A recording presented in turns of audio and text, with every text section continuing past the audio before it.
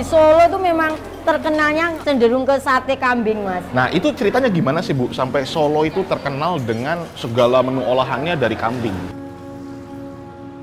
Kan sempat rame di Instagram, ada bagian keraton, bangunannya yang sudah mulai rusak dan segala macam. Itu adanya di mana, Mas? Di keraton banyak. Banyak yang sudah rusak. Banyak. Persoalannya adalah yang membiayai siapa? Lokananta juga punya koleksi yang sangat amat bersejarah dan sangat amat penting bagi negara kita, yaitu adalah Indonesia Raya ya, Mas. Jadi ini masternya, ini piringan hitamnya. Saya ingin mengkonfirmasi, Mas. Apakah betul masyarakat Solo sendiri tidak begitu mengenal atau mengetahui keberadaan Lokananta? Bicara kota Solo tidak terlepas dari Spirit of Java sebagai tagline-nya ya, Mas ya. Di mana spiritnya sih, Mas, kota Solo? Wih, nah, ini. di mana spiritnya?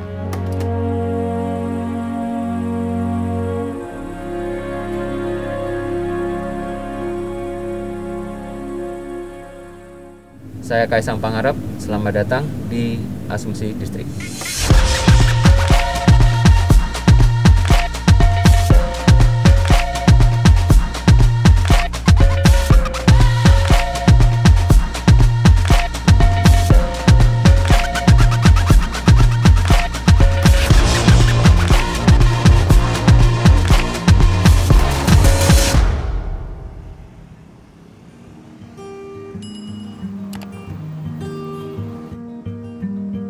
Yang saya rasakan berada di kota ini, Solo ingin mengubah wajah kota menjadi modern dengan slogan Spirit of Java, dengan mempertahankan budaya Jawa yang telah melekat selama beratus-ratus tahun dan berharap keduanya bisa berjalan beriringan. Di sini cikal bakal Kerajaan Mataram lahir, yaitu Kerajaan Surakarta dan Kerajaan Yogyakarta yang sampai saat ini masih berdiri. Banyak juga yang mempertanyakan, kenapa Kerajaan Surakarta tidak bisa sebesar Jogja? Atau kenapa juga orang lebih mengenal Solo dibanding Surakarta? Itu juga yang menjadi pertanyaan di benak saya. Di sini, saya ingin mencari semua jawabannya.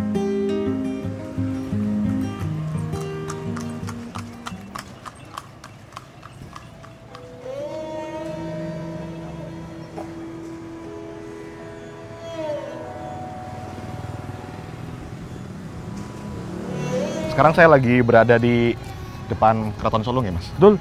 Keraton Solo di alun-alun utara. Oke. Perkenalkan, ini Mas Ginda. Betul. Nama lengkap dan gelarnya apa sih, Mas? Kanjeng Raden Mas Panji Ginda Danangkusumo. Oke. Tapi terlahirnya sebagai Ginda Vyaktiawan. Dengan gelar itu tuh berarti bisa disiratkan Mas Ginda itu siapanya raja atau apa di keraton gitu? Kalau zaman PP12, maka bapak ibu saya adalah mantu dan anak daripada raja. Tapi karena rajanya sudah ganti PP13, ya jatuhnya sepupu lah. Sepupu raja. Sepupu raja. Keponakan nih kok sepupu. Keponakan.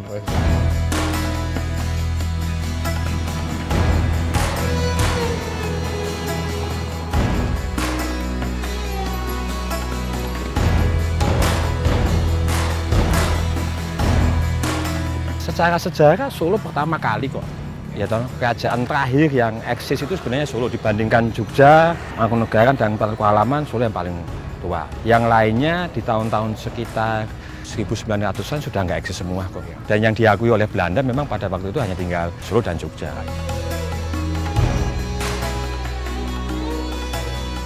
Mas, ingat nggak dalam masa ingatan Mas sewaktu kecil gitu ya, kondisi kota Solo seperti apa dan kondisi kerajaan pada saat itu seperti apa, Mas? Kalau zaman dulu kita jadi pusat kebudayaan ya, jadi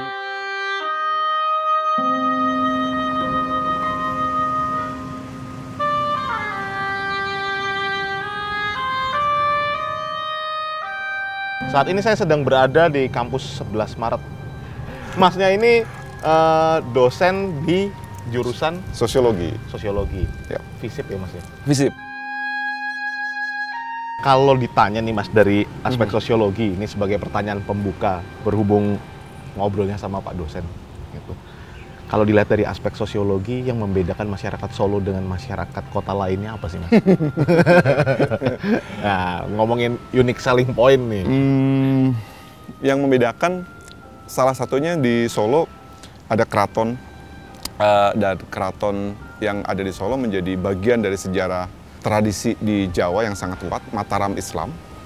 Dan bagian lain yang kalau misalnya bisa di-highlight, bagaimana kemudian kota Solo berubah dengan basis tradisi keraton, tapi kemudian dia juga mengalami proses akselerasi menjadi modern karena ada ekspansi kolonialisme yang luar biasa dan dua-duanya hadir bersamaan di kota, dan hari ini kita mewarisinya sekaligus gitu. Oke. Dalam konteks keberadaan keraton Surakarta lah kemudian Surakarta hadir, tapi sejarah itu kan kemudian mengalami siklusnya. Nah, keberadaan keraton mengalami situasi politik dan dinamika yang juga berkembang, kemudian hadir konsep NKRI tadi, negara kebangsaan.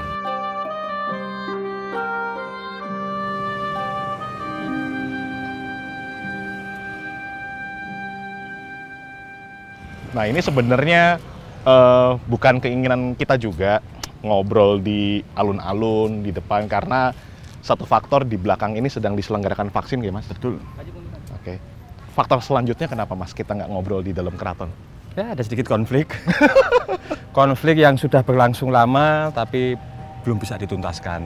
Mudah-mudahan ke depan bisa tuntas, karena ya raja yang baik, kerajaan yang bagus adalah kerajaan yang bisa mempertahankan paling tidak keluarganya dahulu.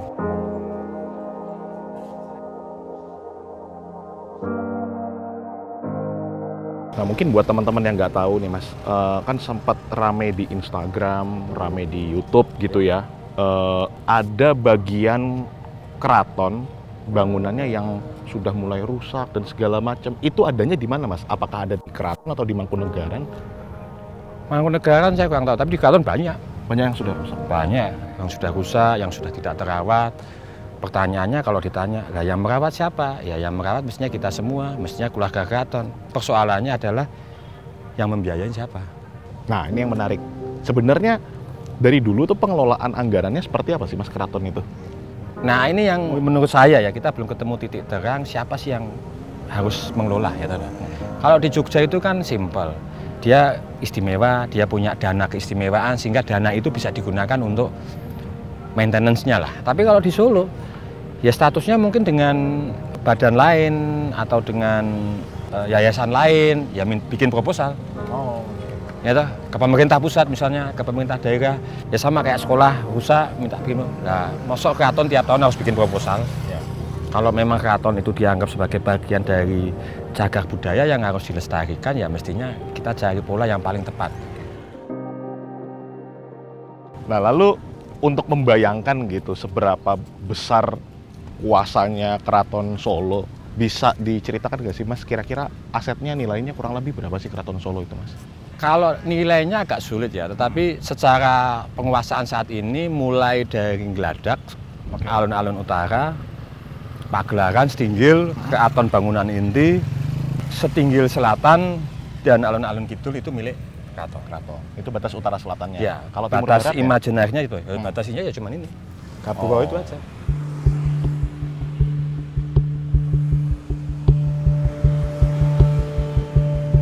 Gerbang itu apakah menandakan masuk ke zona tertentu, dan apakah kerajaan Keraton Solo ini memang memiliki zonasi-zonasi di masa lampau dan apakah masih eksis sampai sekarang?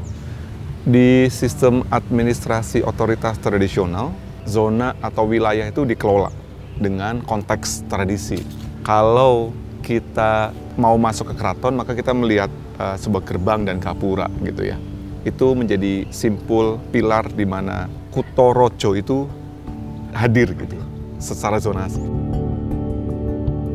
Nah, buat yang belum tahu, apa bedanya Solo dengan Surakarta, Mas? Nah, ini kan kadang-kadang Solo tuh sampai mana sih batas wilayahnya kayak gitu. Seringkali terminologi ini tumpang tindih. Tapi secara administratif kemudian kota Surakarta dipakai sebagai domain administratif kota Surakarta. Bahwa kemudian kalau mau ditarik mundur ke belakang, sejarah perpindahan keraton Kartasura ke Surakarta, titik awal untuk menetapkan dibangunnya kembali keraton adalah Desa Sala.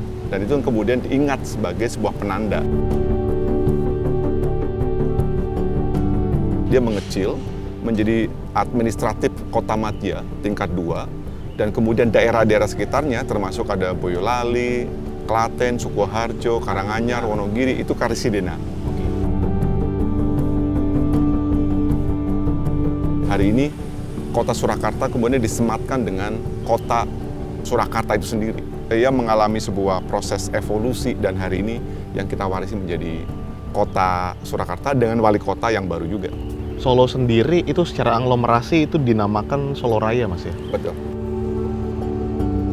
Solo sebenarnya nggak bisa berdiri sendiri ketika sumber daya manusia, sumber daya alam ditopang di daerah sekitarnya. Begitu juga sebaliknya. Kalau Solo kan sebenarnya Solo Raya. Ada Sukoharjo, ada Boyolali, ada Klaten, ada Karanganyar. Tapi karena kita masuk dari bagian Jawa Tengah, ya makanya nggak kelihatan. Tetapi semua administratif itu ada di Solo sebenarnya. Jadi jumlah penduduk kota Solo itu memang kalau malam sekitar 560.000 jiwa. Tapi kalau siang hari ini bisa sampai 2 juta yang wira-wiri di kota ini. Semua di sini sebenarnya. Tapi memang ya yang tadi Solo lebih santuy ya. Yang adem ya tadi loh.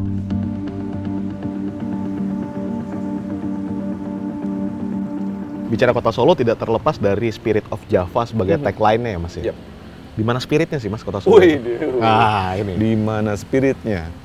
Kalau boleh menebak, saya pikir wajah kota yang modern dan bergerak maju sepertinya tidak boleh dilepaskan pada pondasi masa lampau. Oke.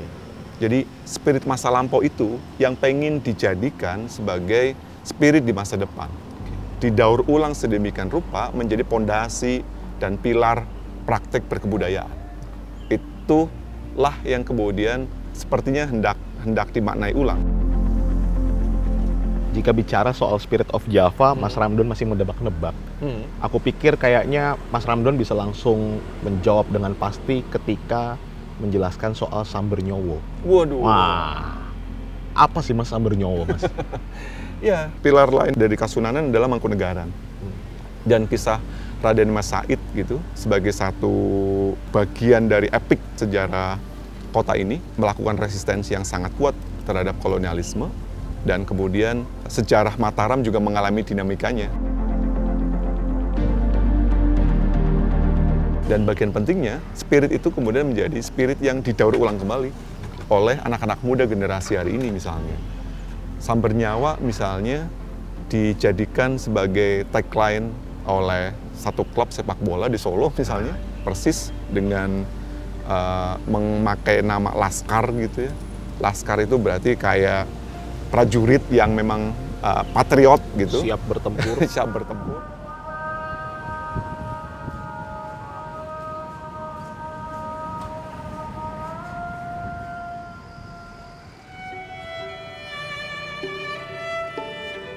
Jika dilihat dari jalur keretanya, Solo itu berada di tengah ya, Mas ya? Yap. Dan itu menjadi pintu masuk untuk menuju ke timur kan? Yap.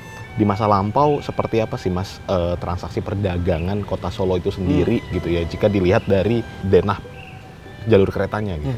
Kalau kita melacak tadi diskusi kita sebelumnya tentang keberadaan eksistensi Bengawan Solo, maka meletakkan kota ini menjadi simpul strategis jalur perdagangan. Artinya, keberadaan jalur darat dengan salah satunya adalah moda transportasi kereta api di abad 18 yang memang berkembang di Eropa dan diekspansi sedemikian rupa ke Solo atau Hindia Belanda sebagai zona kolonialisme, itu berimbas pada berubahnya wajah kota. Dari jalur transportasi sungai, air, bergerak ke darat.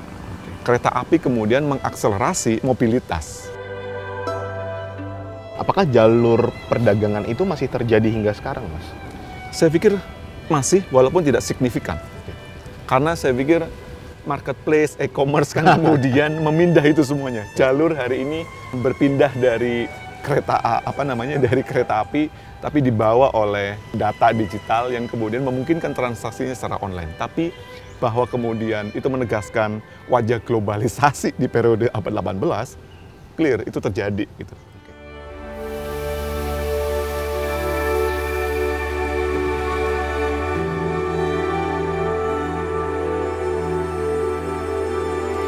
Kalau Masnya sendiri dari sisi keraton dan juga sekarang menempati di kursi DPRD juga gitu ya, melihat perkembangan dari UMKM Solo itu seperti apa sih Mas? Sudah mulai menanjak, sudah mulai dipotensikan, sekarang sudah mulai sangat berkembang dan kebetulan wali kota yang baru juga buka kerjasama dengan banyak platform online supaya lebih bisa menjual lagi, mengakselerasi, mulai memberi pelatihan terkait packaging, pengambilan gambar produk supaya lebih menarik. Ini sudah diajarkan.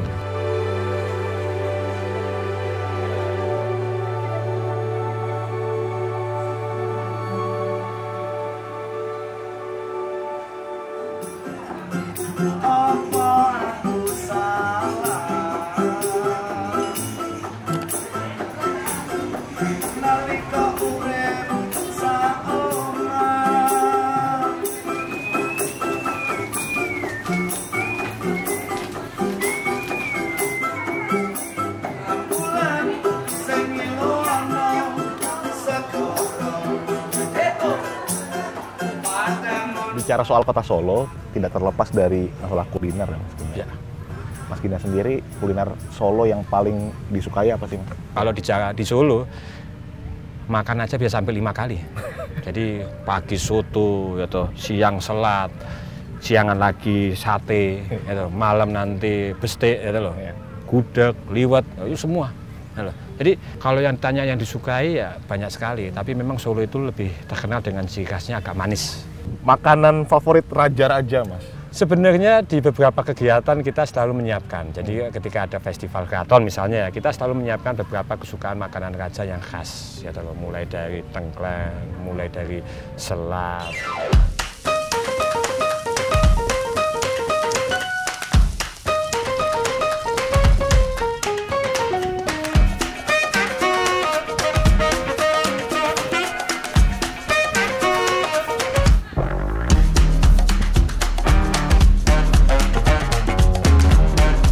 Hai semuanya, sekarang gue lagi berada di Sate Kambing Bu Hajah Bejo.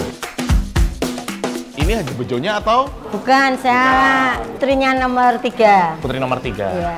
Garis keturunan pertama berarti? Dari tulisan pertama. Ibu bisa diceritain nggak Sate Kambing Hajah Bejo ini dari tahun berapa sih Bu? Ya sekitar berapa ya Mas? 70-an udah buka tuh. Lokasi pertamanya waktu buka di? Dulu ayah saya ini Mas keliling. Gerobak? Pakai pikul. Oh pikul, Oh iya. pakai pikul. Perjuangan ayah saya dulu gitu, dipikul dulu.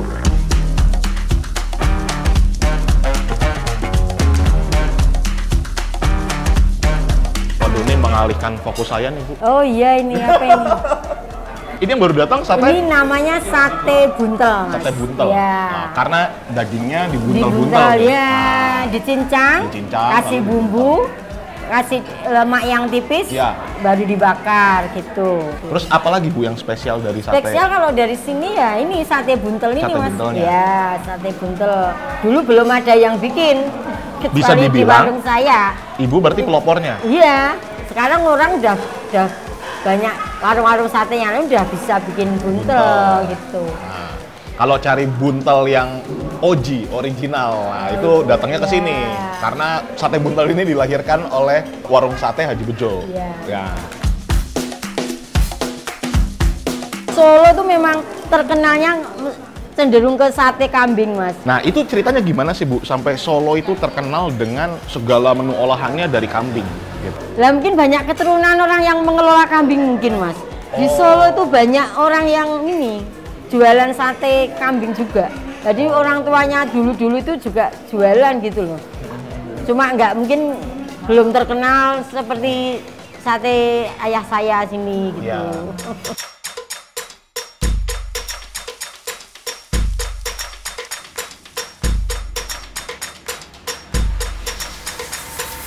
Nah, Ibu dengar-dengar warung sate Ibu ini sering dikunjungi oleh Presiden. Iya.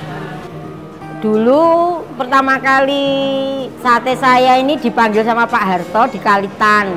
Waktu itu Pak Harto paling tertarik dengan menu yang mana? Ya sate buntel, Pak. Sate buntel? Sate buntel, Mas. Ya, Pak Harto itu suka sate buntel, daging, semua. Selain Presiden Soeharto, siapa lagi, Bu? Terakhir ini Pak Jokowi.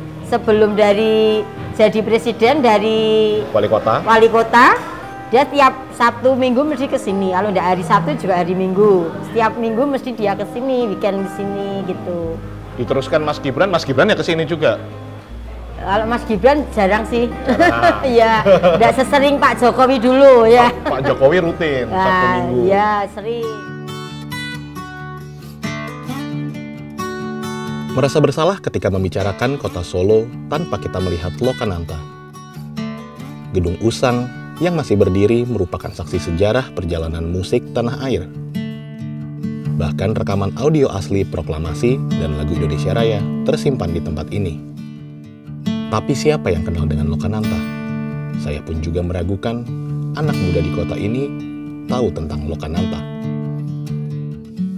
Sebuah kesempatan yang berharga bagi saya duduk di ruangan ini, ruangan yang sangat bersejarah, ruangan yang sangat menyimpan berbagai macam cerita tentang industri musik kota Solo, bahkan di Indonesia, di masa lampau. Sekarang saya sedang bersama Mas Anggit, terima kasih banyak Mas. Sama-sama Mas. Mas Anggit ini sendiri sebagai apa di Lokananta? Saya sebagai marketing. Mas, ruangan yang lagi kita dudukin ini ruangan apa sih Mas? Ini ruangan untuk mendisplay mesin-mesin perekaman maupun alat penduplikasian kaset maupun video kaset. Jadi ini ada beberapa seperti mesin, mixer, terus ada beberapa mesin untuk menduplikasi kaset dan Betamax dan VHS. Oke. Buat yang belum tahu Mas, Lokananta itu apa sih Mas?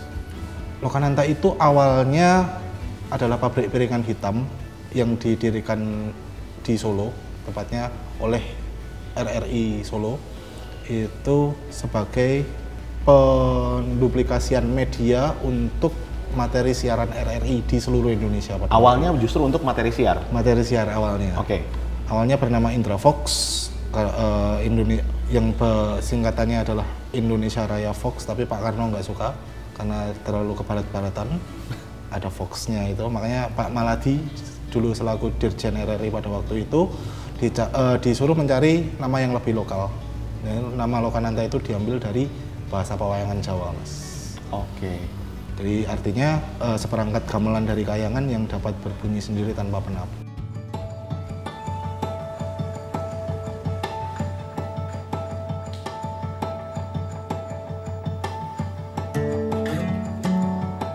Lima tahun yang lalu, terakhir kali saya ketemu Mas Bembi dan syukur alhamdulillah hari ini dipertemukan kembali. Mas Bembi, apa kabar? Baik Mas. Sehat Mas Bembi? Alhamdulillah puji Tuhan.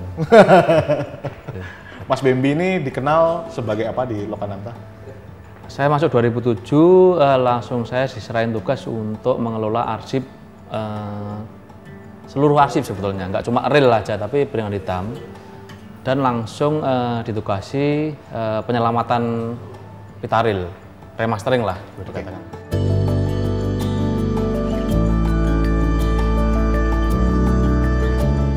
Kalau dihitung secara prosentase Mas, sudah berapa persen berarti yang diselamatkan dari total koleksi di Lokananta? 2007 sampai 2009 itu boleh dikatakan saya meremastering pita reel itu ya boleh dikatakan ya 95% lah aman.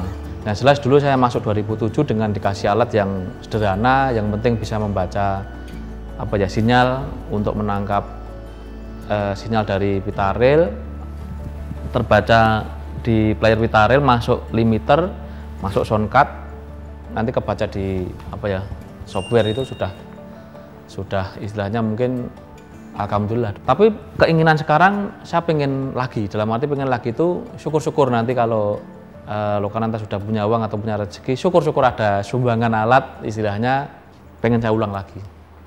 Pak Erick Thohir minta tolong bantuannya untuk Mas Bembi dibelikan alat baru yang lebih canggih. Iya.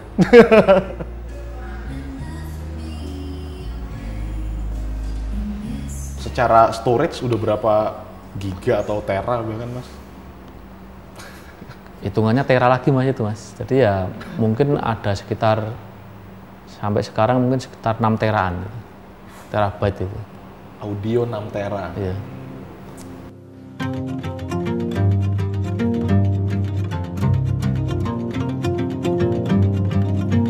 Apakah piringan hitam di Lokananta itu diperjualbelikan?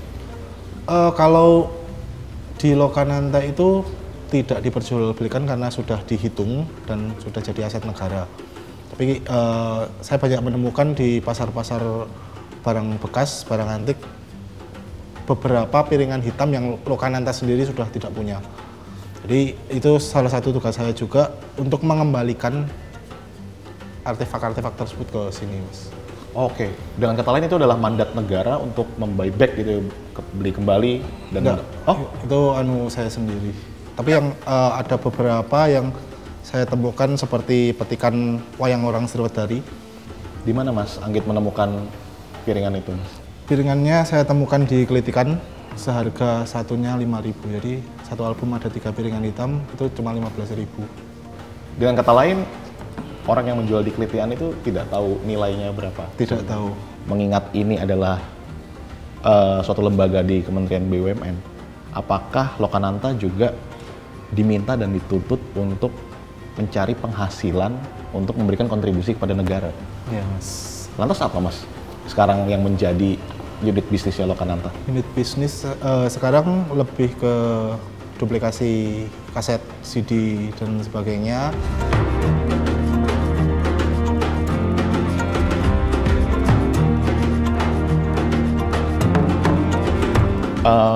Saya ingin flashback ke beberapa tahun lalu saat almarhum Glenn Fredly dan White Shoes ya menggunakan studio Lokananta sebagai studio recordingnya.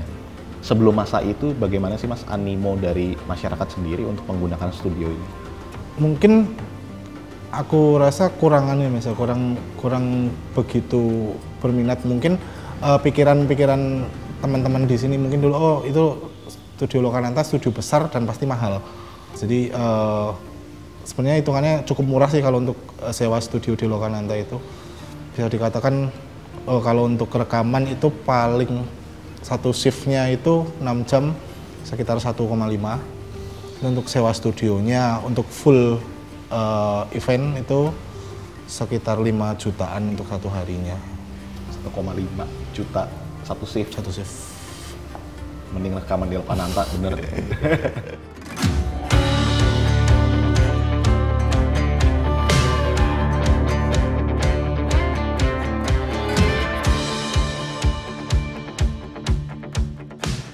Kalau buatku Lokananta itu mitos ya. Dia ada yang ya kayak namanya dari kayangan. Masa kalau kita ngomongin Lokananta, dia adalah situs sejarah.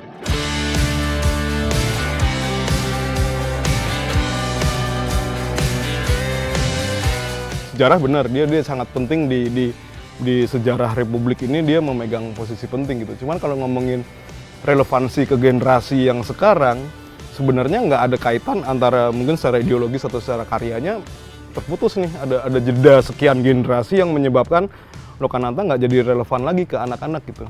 Contoh paling gampangnya adalah berapa banyak sih band solo yang rekaman di Lokananta gitu kan. Karena dia kan fungsinya kan sebenarnya recording studio ya. Waktu itu aku ingat dulu dari kantorku itu sempat bikin ada dulu gerakan yang namanya Save Lokananta itu dengan teman-teman dari Jakarta. Itu sekitar tahun 2012. Dan waktu itu responnya mengagetkan adalah ketika kita mengundang orang-orang itu lebih paham, oh Lokananta itu futsal ya. Kan ada lapangan futsal kan di Lokananta. Iya benar. Jadi mereka nggak tahu kalau ada studio di situ gitu. Mulai dari situ anak-anak muda Solo mulai jadi, oh ada Lokananta tuh gitu. Setelah diulik sejarahnya, wah gila sejarahnya oke nih gitu. Berarti kan ini gimana caranya harus tetap bertahan gitu.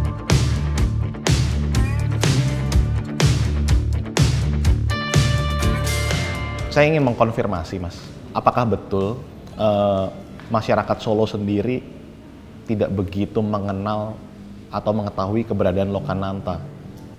Sebenarnya tahu sih Mas, cuma mungkin lebih ke saat ada konser di area Lokananta. Tapi kalau untuk mengunjungi Lokananta yang sudah membuka diri sebagai salah satu museum di kota Solo sepertinya kurang.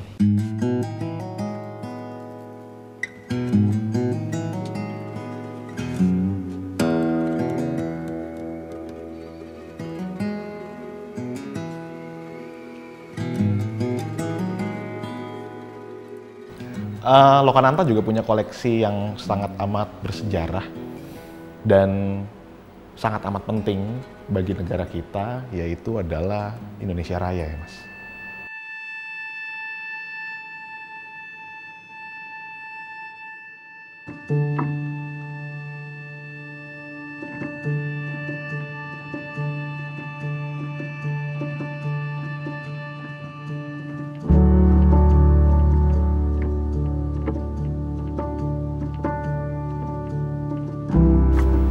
Ini master reel disebutnya Mas? Master reel ya, master induknya. Nah, Oke. Jadi ini masternya, ini piringan hitamnya. Piringan hitamnya? Iya. Jadi memang dulu kemungkinan kan master ini dikirim dari RRI Jakarta, dikirim ke Lokananta untuk dijadikan ini piringan hitam. Oke. Sama persis isinya. Proklamasi Indonesia Raya. Ini ya proklamasi Indonesia Raya ya? Oke. Satu nusa, satu bangsa. Satu nusa, satu bangsa. Ini belakangnya? Iya. Oke. Ini dikirim tahun? Kalau tertera di kartu tapnya ini kan 17/8/59. 17 Agustus 59. Jadi dan kalau menemukan plat proklamasi ya pasti ya ada logonya Lokananta. Ini cetak betul. Lokananta pasti. Tidak ada di tempat lain yang mencetak proklamasi ini. Ketika Mas Bembi melihat di ruangan waktu Mas Bembi temukan ini langsung diprioritaskan untuk diselamatkan? Iya. Itu penting sekali gitu. Jadi ya boleh dikatakan saya tunda remastering untuk lagu lainnya, saya dulukan yang ini gitu. Jadi apa ya, penasaran suaranya bagaimana gitu. Ternyata masih bagus itu. Proklamasi kami bangsa Indonesia dengan ini menyatakan kemerdekaan Indonesia. Hal-hal yang mengenai pemindahan kekuasaan dan lain-lain diselenggarakan dengan cara saksama dan dalam tempo yang sesingkat-singkatnya. Jakarta, 17 Agustus 1945, atas nama bangsa Indonesia, Soekarno Hatta.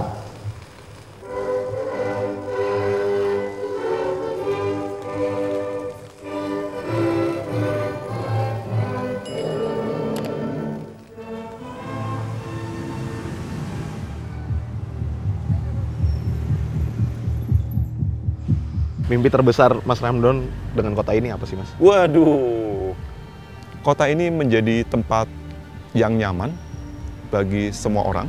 Kota ini menjadi tempat yang bisa mewadahi khususnya mereka yang selama ini mengalami proses marginalisasi. Karena itu terjadi di banyak kota. Dan Solo ini punya pengalaman bagaimana aktor-aktor kelompok marginal menjadi bagian penting dari pengambilan kebijakan yang di kota. Dan saya pikir itu harus diulang, harus diperluas, dan kemudian dirumuskan menjadi agenda bersama. Kota ini menjadi kota yang inklusif. Solo bisa menjadi rumah buat semua orang? Buat semua orang, buat siapa saja.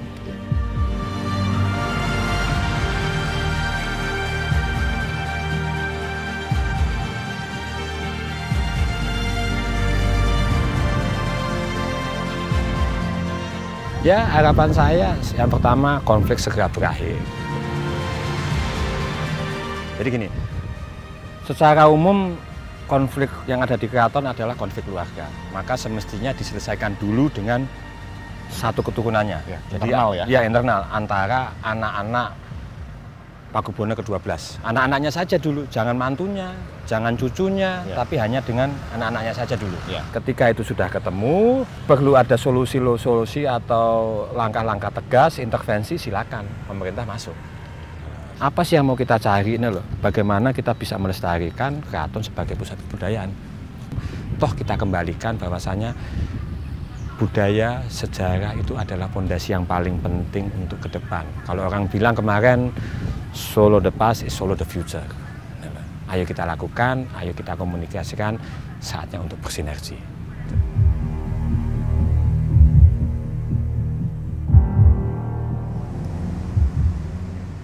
Ya, kita sekarang ada di ruangan produksi kaset. Jadi memang akhir-akhir ini banyak permintaan produksi kaset, khususnya memang kita langganan sama band-band indie. Dan sekarang lagi sibuk-sibuknya juga Mas berarti? Lumayan lah Mas.